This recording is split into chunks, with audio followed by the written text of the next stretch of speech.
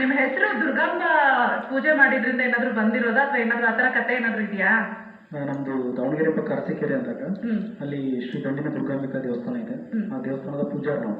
ಹೌದಾ? ಸೊ ಹಂಗಾಗಿ ನಮ್ಮ ಮನೆ ದೇವರ ಹೆಸರನ್ನು ನನಗೆ ಇಟ್ಟಿದ್ದಾರೆ. ನನಗೆಲ್ಲ ಗೊತ್ತಾಗುತ್ತೆ ಹೆಂಗೆ ನನ್ ಕಿಲಾಡಿ ಗೊತ್ತಾಯ್ತಾ? ಹೆಂಗ್ ಕಟ್ಟಿದೆ ನೋಡ್ರಿ ಅಲ್ವಾ? ಸೂಪರ್ ಅಲ್ವಾ? ಓಕೆ, ಹೆಸರೇಳಿ ಈಗ. ನಾನು ಏನ್ ಹೆಸರು ಕೇಳಿದೆ ನಿಮ್ಗೆ? ನಿಮ್ಮ ಹೆಸರು ಕೇಳಿದೆ, ಇನ್ನೊಂದ್ಸಲ ಹೇಳಿ ಅಂತ. ಯಾರದು ವಿಸ್ಮಿತಾ? ಸಿಗಾಕೊಂಡ್ರು ಸರ್ ನಿಮ್ಮ ಹೆಸರು ಸರ್ ಯಾರು ವಿಸ್ಮಿತಾ? ಏನ್ ಕತೆ? ಅದೇ ನಾನು ಮೂಕ ವಿಸ್ಮಿತನ ಅದೇ. ಓಕೆ, ಏನೋ ಇರ್ಬೇಕು ಅದಾಗ ಅವರೇ ಹೇಳಿರೋದ್ರಿಂದ ಏನು ಅಂತ ತಿಳ್ಕೊಳ್ಳೋಣ. ಆಲ್ ದ ಬೆಸ್ಟ್ ನಿಮ್ಗೂ ವಿಸ್ಮಿತಂಗೂ. Thank you. ಓಕೆ, ಏನು ಇಷ್ಟ ಏನು ಕೇಳಲ್ಲ ಪಾಪ, ಸಕ್ಕರ ಮಾಯ ಕಾಣ್ತದೆ ಸರ್ ಪಾಪ. ಓಕೆ, ಎನಿವೇಸ್ ಹಾಡಿನ ಬಗ್ಗೆ ಜಡ್ಜ್ಮೆಂಟ್ ಕೇಳುವಂತಹ ಸಮಯ. ಮನೋಹರ್ ಸರ್ ಏನನ್ಸುತ್ತೆ ನಿಮ್ಗೆ?